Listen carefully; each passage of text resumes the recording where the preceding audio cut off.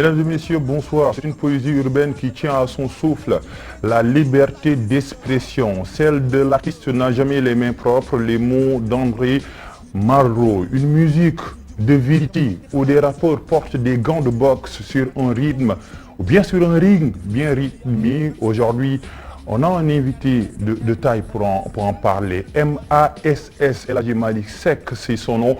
Nous allons aborder la liberté d'expression. Est-elle aux oubliettes, ce qui rangerait un peu ces artistes dans les mains de l'espoir? El Hadji Malick Seck, bonsoir et bienvenue dans cette émission.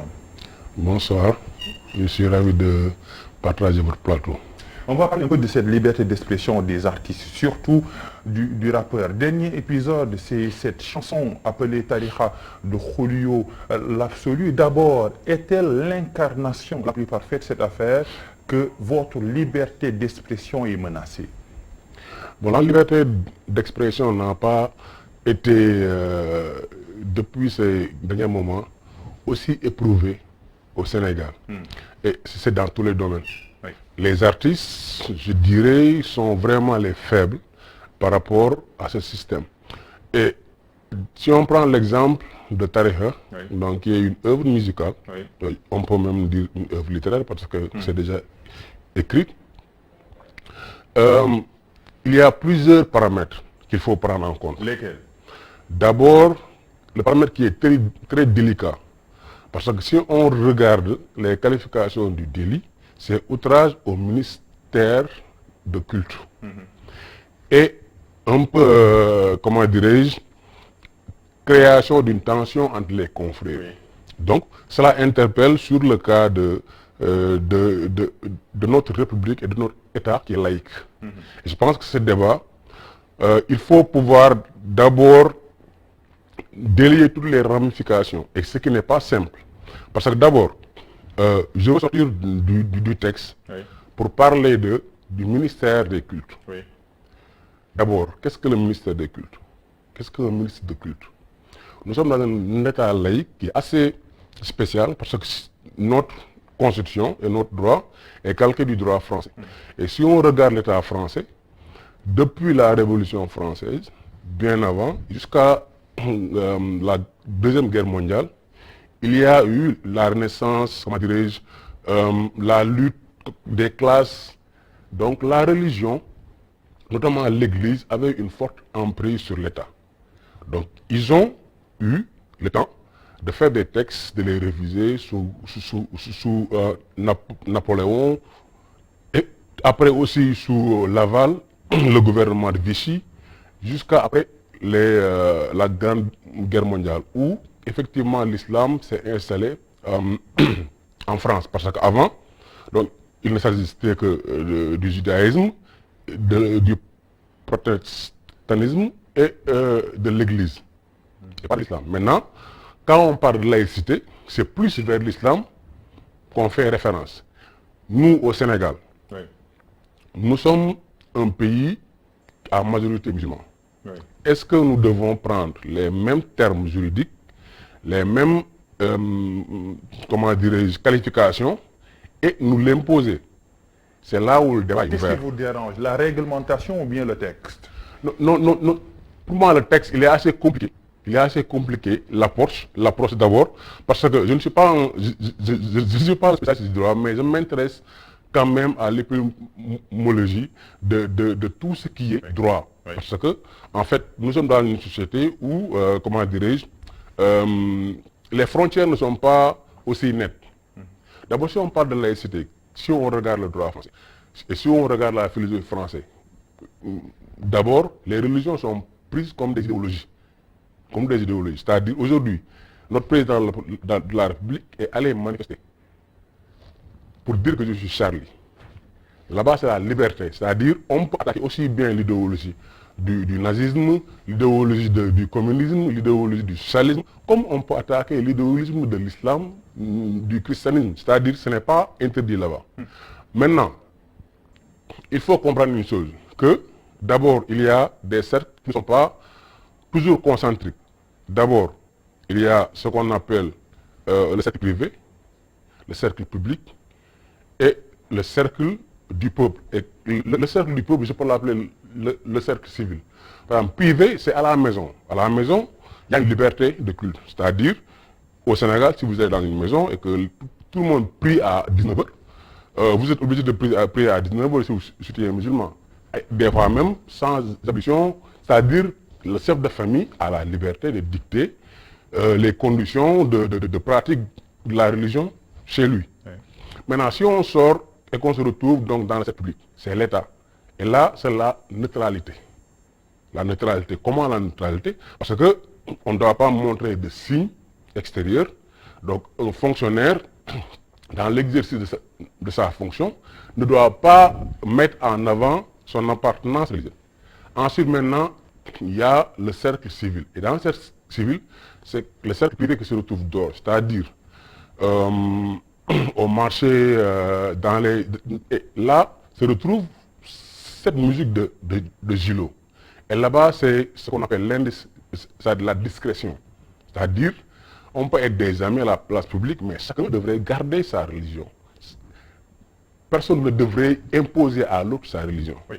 Et maintenant, ici, il y a ce qu'on appelle, comment dirais-je, la religion qui n'est pas prise sur le même angle que toujours en France. Parce qu'en France, si on prend la définition qui dit que la religion est privée, alors que on a Saïd Madoudi, c'est un Pakistanais qui est mort en 1979, qui disait que, au sens étymologique du terme, la religion de l'islam ne peut pas être prise comme les autres religions. C'est-à-dire, la religion musulmane transcende tous ces cercles.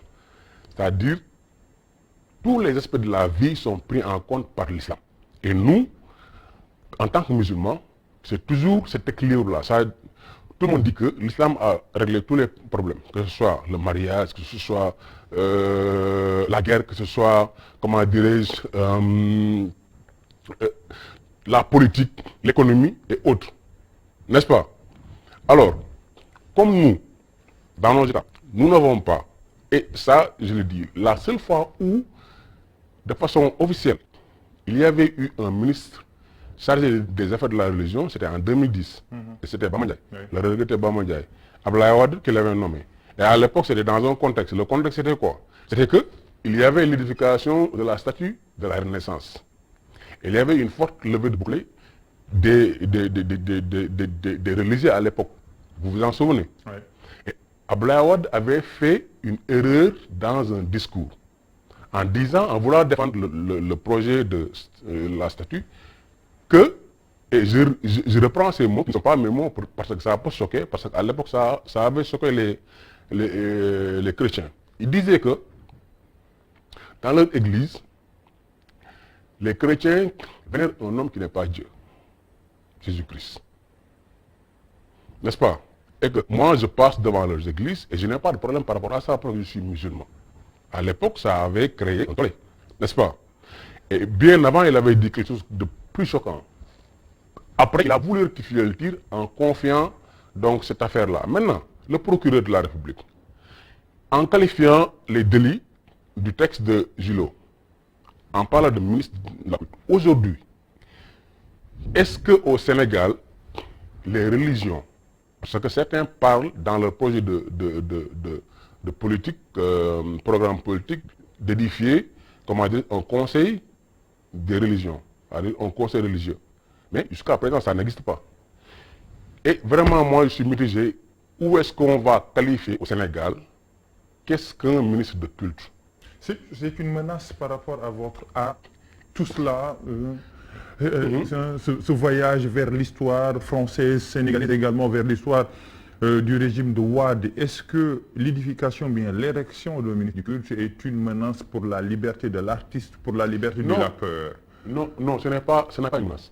Mais je pense que la loi qui a été votée récemment, où on parle de ministres de culte, où on parle de la limitation des libertés sur Internet et autres, est une épée de Damoclès sur la tête de tout le monde. Que ce soit, comment dirais-je, les activistes, que ce soit les écrivains, que ce soit... Julio a-t-il transcendé ou bien... Non, Julio n'a pas transcendé. Pour revenir à son texte, par exemple. Oui, pour revenir à son texte, Julio a fait ce qu'on appelle une création artistique. Oui. Et cette création artistique ne peut être considérée et comprise que dans son ensemble. On ne peut pas fractionner cette création artistique, prendre une partie, et là aussi se pose le problème de la formation, n'est-ce pas, de la population. Faut-il sensibiliser l'horizon d'attente, autrement dit le public?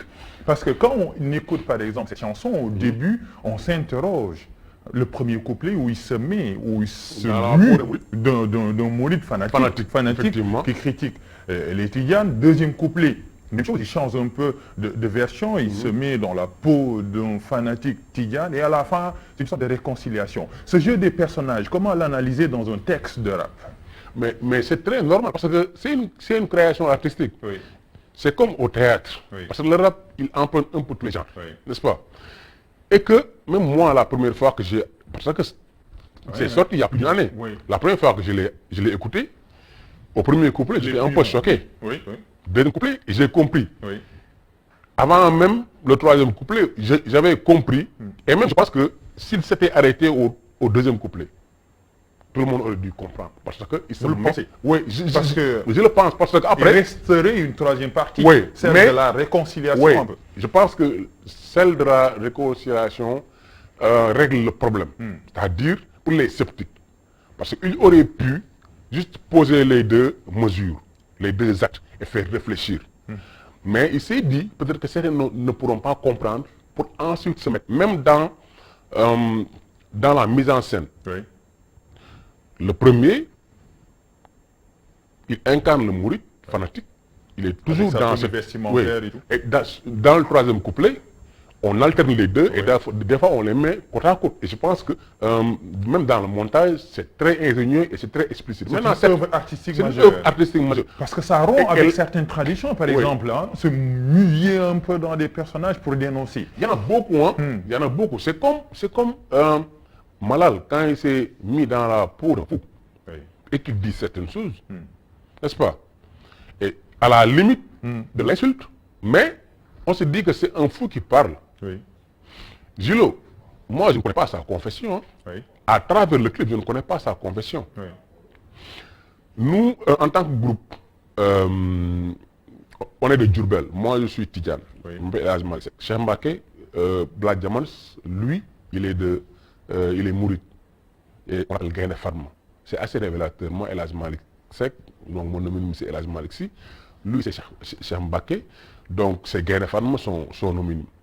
On devait faire un son sur le mouridisme. Oui. Alors, moi, je lui dis que le son qu'on va faire, on va parler de la foi, en général. Et on l'a appelé Ngum, qui est dans notre deuxième album. Et dans ce son, on a évoqué l'église, on a évoqué le tidjanisme, on a évoqué la foi en entier. Parce que quand même, c'est un discours, comme je dis, comme les limites dans notre subconscient, dans notre culture ne sont pas encore bien encadrées, il faut voir comment en parler. Et je pense que l'artiste, c'est celui qui prend un risque. Julio a pris le risque de parler, et pourtant, au début, il a fait un message. Oui. À la fin, il a fait un message. Mais pourquoi ça a fait le titre? Parce que les rappeurs ont généralement, historiquement, critiqué la religion, les marabouts. On se rappelle un peu du son de Sans Commentaire avec le groupe Rapodio. Pourquoi aujourd'hui il y a plus d'épées de Damoclès au-dessus de la tête des rappeurs? C'est que je ne le comprends pas aujourd'hui. Oui. Comment est-ce qu'on a pu arrêter Julio? Parce que si c'était une vidéo TikTok, qui ne mettait en scène que le premier couplet. Normalement, avant de l'arrêter, le procureur, qui a dit qu'il s'est autosaisi, aurait dû regarder la vidéo intégrale. Et je pense que, quel que soit son niveau d'appréciation ou de sensibilité artistique, il aurait dû comprendre. Alors, on se pose la question, qu'est-ce qui a mis le procureur? Ou bien, est-ce qu'il y avait une personne qui a réellement porté plainte? C'est une question parce que c'est à la fin qu'on a dit que c'est le procureur qui s'est autosaisi. Parce que dans la loi qui a été voté pour le terrorisme et les autres, je pense qu'il y a un article dans la procédure, parce que la loi et la procédure de la mise en œuvre, c'est différent. Des fois, pour arrêter quelqu'un, la loi permet de protéger l'accusateur, dans certains cas. Alors, c'est un pas qui est vraiment... ça peut porter à confusion. Est-ce une menace? C'est une menace, c'est une menace. Ce cas de jurisprudence, pour rester un peu dans le vocabulaire juridique. C'est une menace parce que ne pas savoir qui a porté plainte. Et si, par exemple, je donne des hypothèses, que le procureur ou bien un gouvernement ou bien un ministre, juste pour faire, pour mettre la pression sur un journaliste, parce que les gens qui prennent la parole beaucoup, et quelqu'un a porté plainte et on ne sait pas, pour tel et tel acte, vous êtes poursuivi. Pourquoi? Parce que peut-être que c'est des mots qui peuvent porter confusion à tel, avec tous les qualificatifs, mais ils protègent leurs sources, c'est comme les gens qui protègent leurs sources. Oui. Mais non, je pense que dans la loi, ici au Sénégal, on ne devrait pas permettre de faire garder l'anonymat à quelqu'un qui a ouvertement porté plainte à l'encontre de quelqu'un d'autre. Vous parliez tout à l'heure de l'histoire de la France, mais aujourd'hui on est au Sénégal, on sait un peu que les contextes sont différents. Le rappeur, quand il écrit son texte, prend-il connaissance ou bien en charge ou bien une sorte de pesanteur sociale derrière sa tête? J'écris pour un environnement sénégalais assez critique même s'il juge partiellement les œuvres artistiques. Est-il dans votre subconscient, cette menace-là? Là se pose le problème de la limite de la création de l'artiste. Oui. Par rapport... Moi, je suis quelqu'un de très conservateur. C'est-à-dire? Quand je dis que je suis quelqu'un de très conservateur, je prends la peine, quand même, de me documenter tout ce qui est international. Oui. N'est-ce pas? Donc je lis beaucoup, notamment je m'intéresse aussi aux différentes évolutions de la société et de la culture, okay, de la civilisation. Mais tant je le fais au niveau international, tant je le fais dans mon pays. C'est-à-dire, je regarde les érudits, ce qu'ils disent, notre histoire qui n'a pas été racontée, oui, que ce soit récente ou bien plus ancienne, n'est-ce pas? Pour un peu comprendre, parce que, effectivement, vous êtes dans un rendez-vous de recevoir, mais chaque peuple a ses spécificités. C'est-à-dire le Japon, les Japonais, le Chinois, le Coréen, le Vietnamien, ils sont instruits, ils sont éduqués d'une certaine manière qui est différente. Même les Russes. Par exemple, l'Église a peur de la société, vous rappeurs. Avez-vous peur quand vous écrivez un texte? Non, on n'a pas peur et là où je voulais en venir. Oui. Dans ma première partie où je voulais développer, parce que comme c'est assez restreint, peut-être qu'on n'aura pas le temps de tout dire, c'est que le contexte de la chanson de Julo, c'était sorti lors des plateaux de télévision pendant le Ramadan. Maintenant, un ministre de culte, quand on le qualifie en France, c'est pratiquement un apôtre, un évangéliste, un prêtre, un prophète. Ici au Sénégal, c'est quoi? Autre chose. Vous savez qu'en France, aussi bien la loi pénale peut brimer un ministre de culte par rapport à ses dires. Sur les plateaux de télévision, le même discours de Julo, on a vu des personnes le tenir. Mais pourquoi vous les rappeurs? Pourquoi vous? Non, c'est là où je vais en venir. Oui, allez-y. On a vu des personnes qui appartiennent à des confréries bien identifiées le dire. Je ne vais pas nommer les confréries, mais on a vu certains dire que, à part notre guide, il n'y a personne quand il est parti d'ici. Et pour la petite histoire, déjà je me rappelle quand j'étais à la 2STV, et j'ai eu à vivre un peu, on a eu à vivre un peu cette menace. À l'époque, c'est notre grand frère Taïb Sossé qui avait fait ses sermons et qui avait parlé, effectivement, après le départ de Seigne Touba Mambamba, la situation de la religion au Sénégal. Et certains l'ont mal interprété, notamment une radio. Et ça m'a rappelé la radio de Mille Collines. Et à l'époque, je me rappelle, à 18h, des Mourides sont partis comment dirais-je, la porte du, pas la porte du millénaire, mais qui de l'Obélix. Et ils sont venus à 2STV, à saisir 2STV. Et à l'époque, j'ai extirpé plusieurs journalistes.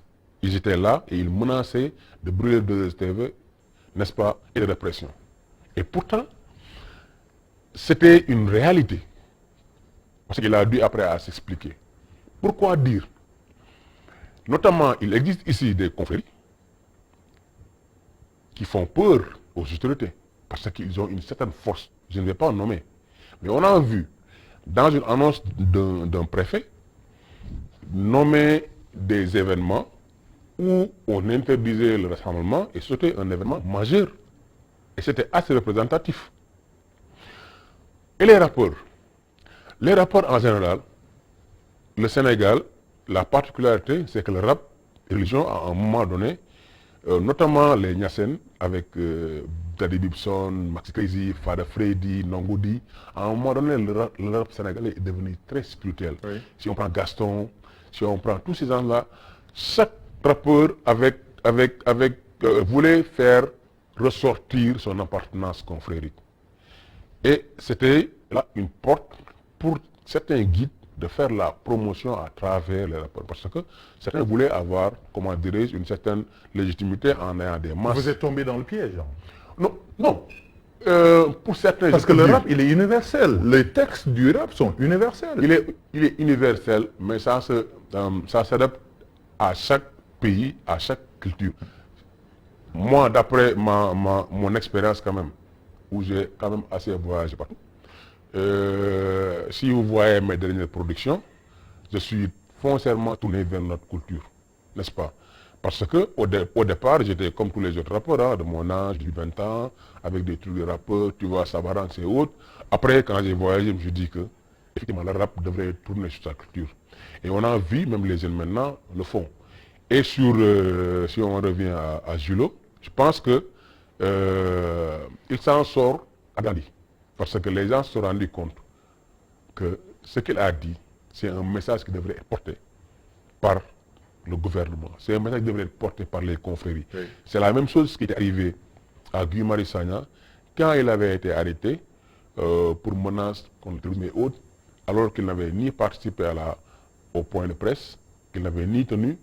Après, le malaise était du côté de l'autorité de la justice. Mais est-ce qu'aujourd'hui, c'est la mauvaise face? Aujourd'hui, on sait que Julio est devenu plus célèbre à travers cet événement. Est-ce que c'est pas également l'autre face, c'est que des rappeurs ou bien des pseudo-rappeurs s'en servent également pour récolter des clics? Je ne pense pas. Des rappeurs peuvent se servir de sexe, d'insultes, mais ils n'osent pas. Vous ne le pensez pas? Non. Non. Un rappeur conscient, je n'ai pas vu jusqu'à présent des rappeurs. Mais l'inconscience ne quitte pas le champ du rap également. Les rappeurs ne sont pas décents. Jusqu'au jour d'aujourd'hui, quand même les rappeurs... Tout le monde est rappeur d'ailleurs. Ouais, jusqu'au jour d'aujourd'hui. Je pense que dans la production musicale ici, à part chanter les louanges de leur guide, ils ne vont pas s'attaquer à d'autres. Je ne l'ai pas encore vu. Mais si on continue dans cette veine, les rappeurs seraient tout simplement des communicateurs traditionnels ou bien des chantres religieux. Si chacun prêche pour sa propre chapelle, je veux dire. Ce n'est pas comme des chanteurs ou des griots. En fait, à part le fait de chanter pour leur foi et leur guide religieux. Parce qu'au début, c'était très critique. Au début, c'était très critique, en fait. C'était critique. Les rappeurs étaient très critiques. On ne savait même pas s'ils... On pensait qu'ils étaient des artistes, mais ils portaient tout simplement leur plume dans la plaie. Le rôle de l'artiste, c'est une musique de vérité, pas d'éloge. Mais ce n'est pas une particularité du Sénégal. Vous voyez qu'aux États-Unis, où c'est la liberté d'expression, elle est consacrée, il y a une certaine partie de la musique qui est maintenant devenue officielle, qui s'appelle le gospel. Qui ne sont que des chants qui sont tournés vers la religion. Et le gospel existe partout, en Afrique du Sud, au Nigeria, tout le monde. Ici, le gospel, je veux dire, aurait pu exister. Des artistes qui se consacrent juste à chanter les louanges de leur Et je pense que le dernier album de pas Maxi Crazy, de Daddy Bibson, où il dit qu'il s'est retourné vers Dieu, et de Mamha, qui, en un moment de sa vie aussi, s'est retourné vers la religion et a sorti un album slam. Donc, la religion, elle est personnelle, n'est-ce pas? La religion est personnelle. Et les cercles que j'ai tout à l'heure décrits, il faut avoir une certaine intelligence, parce que des fois, c'est concentrique, des fois, il n'y a pas d'intersection, mais des fois, il y a des intersections et des ramifications. Maintenant, un esprit averti pourrait clairement le dissocier, n'est-ce pas? C'est le sens commun et le bon sens. Aujourd'hui, si vous avez un ami chrétien et que vous grandissez ensemble, il y a des choses que ne vous apprend pas. Mais ici au Sénégal, en apprenant à vivre, vous voyez des fois quelqu'un, il s'appelle Jean, et vous ne posez même pas la question de dire que le nom n'appartient à personne. C'est Surtout dans une culture où on a un peu oui, mais si vous allez dans certains pays, oui, dans certains pays par exemple, vous appelez Jean, les gens pensent que vous Le rap a-t-il un sujet tabou? Je ne pense pas. Le rap, du moins pour moi, c'est la philosophie de toutes les matières. Plus explicite pour nous les profanes. Quand on dit la philosophie, c'est la seule matière qui parle de toutes les autres matières. Et qui pense même la philosophie. Oui, qui pense même la philosophie. Le rap, c'est la même chose. Il parle du mbalak, il parle de la religion, il parle de tout. Et il parle même de lui-même. Mais pourquoi les rappeurs sont d'abord athées avant d'être religieux et spirituels? Je ne parle pas de votre cas. Non. Ça, c'est vous qui m'apprenez. Parce que vous venez de mais tout le monde tend vers la religion. À la fin, c'est un peu cadenassé dans le spirituel. C'est pas tout le monde. Par exemple, personnellement, moi je me suis toujours interdit de chanter les louanges d'un guide religieux. N'est-ce pas? Parce que même quand on faisait notre musique, pour moi, la musique et la religion aussi, j'ai mon point de vue. N'est-ce pas? Et maintenant, c'est personnel. Je ne peux pas blâmer quelqu'un qui dit ouvertement et qui chante les louanges de son prédicateur ou bien de son guide religieux. C'est une liberté. Maintenant, cette liberté-là, il faut avoir l'intelligence. Parce que quand on est rappeur et qu'on écrit des textes, je pense, de facto, on doit avoir l'intelligence de savoir là où on peut s'arrêter. Et le contexte. Dernière question pour finir, parce que le temps qui nous était imparti est fini. Que retenir de l'affaire Julio l'Absolu? Et au crépuscule de la liberté d'expression chez les rappeurs, plus précisément. Je ne pense pas que les rappeurs puissent être muselés ici au Sénégal. Non, parce que le rap est tourné foncièrement vers la jeunesse. Et pour la plupart, si vous regardez, même Julio, il est jeune. Oui. Mais il y a une génération en dessous de Julio qui appartient à la grande, banlieue. Oui. Leur échappatoire, c'est la musique rap. Oui. Et si on veut les museler, je pense que cette bombe-là, il va exploser aux mains des autorités. Et MASS, on n'a pas le temps de parler un petit mot sur Doomu Gaindé. C'est un peu belle ligne, une série magnifique qui a été distinguée à plusieurs reprises. Cette réalité, vous la décrivez dans cette série exceptionnelle. Motivation, c'est par rapport à quoi? Par rapport à ce qui se faisait ou bien ce qui se fait actuellement, une manière un peu de trancher, de dégager une voix originelle et originale, de montrer qu'on peut faire beaucoup de choses malgré les maigres moyens. Effectivement. Quand même, on a mis des moyens, mais ce n'est pas les moyens que peut-être d'autres maisons de production ont mis. Et ça, c'est peut-être par l'expérience que nous avons. Parce que la publicité s'est faite de bouche à oreille. Moi, je l'ai connu comme ça. Regardez Doomu Gaindé, je n'ai jamais vu une affiche publicitaire, ni dans les télévisions, mais j'ai vu ça sur YouTube de bouche à oreille. Effectivement, je pense que c'est la sensibilité des personnes que nous avons touchées. Doomu Gaindé, si c'était un livre, c'est un livre qui a touché les gens. Oui. C'est-à-dire, tout le monde, quelque part, a une mémoire peut-être qui est mise sous veilleuse, n'est-ce pas? Et cette mémoire, c'est sa jeunesse. Et quand on va à travers ces trois personnages, tout le monde peut se reconnaître, n'est-ce pas? À travers leur voyage, à travers leurs contradictions, à travers leurs combats. Donc on se retrouve. Et quand on se retrouve, et à chaque fois qu'on vous parle de votre enfance, donc votre enfant, et je pense que la plupart, c'était ça. Et la grande majorité, c'est qu'ils l'ont vécu. Oui. Cette réalité que ils n'ont pas retrouvé dans ces séries. À un moment donné, on pensait que ces séries, ou bien le Sénégal, c'était cette belle image, cette belle vitrine qui parle de la corniche. Les restaurants de la luxe, corniche, etc. c'est ça, la corniche, ville et autres, quoi. Alors que, à l'intérieur de Dakar, il existe cette misère, mais cette joie de vivre. C'est-à-dire, cette concession où tout est, comment dirais-je, sans dessous, dessus, et pourtant il y avait cette beauté, cette belle humeur. Donc ça, c'était une poésie. Et, je pense que c'est l'œuvre des passionnés. Je ne fais pas beaucoup, même en termes de musique, mais quand je fais quelque chose, je veux d'abord me satisfaire, c'est-à-dire regarder et me dire que j'aurais pu regarder cette série. Je regarde rarement des séries et je les sélectionne à la volée. D'abord, le premier pas vers la création d'une série, c'est l'écriture. Nous avons écrit tout le scénario. Tous les épisodes. Tout. Nous avons tourné. Avant de tourner. Oui, nous avons tourné tout avant de diffuser. Nous avons monté tout. Nous avons fait la musique avant de diffuser. Donc, et à travers donc les épisodes, on savait à quel moment on voulait exposer, c'est-à-dire présenter la famille, au moment où on voulait créer le déclic, c'est-à-dire le problème, et créer cette quête. À quel moment on voulait aller au fond, à quel moment on voulait aller, n'est-ce pas? Et ça, c'est fait comme on l'a voulu, parce que ce sont des techniques qu'on retrouve dans l'écriture traditionnelle et qu'on retrouve aussi dans le cinéma en termes de scénario. En tout cas, MASS, merci pour ce bel ouvrage et merci d'être là. Merci beaucoup. Merci également, chers téléspectateurs. Merci à toute l'équipe qui m'a permis de réaliser cette émission. Rendez-vous dimanche prochain pour un autre rendez-vous du livre de la lecture et de l'écriture sur ITV.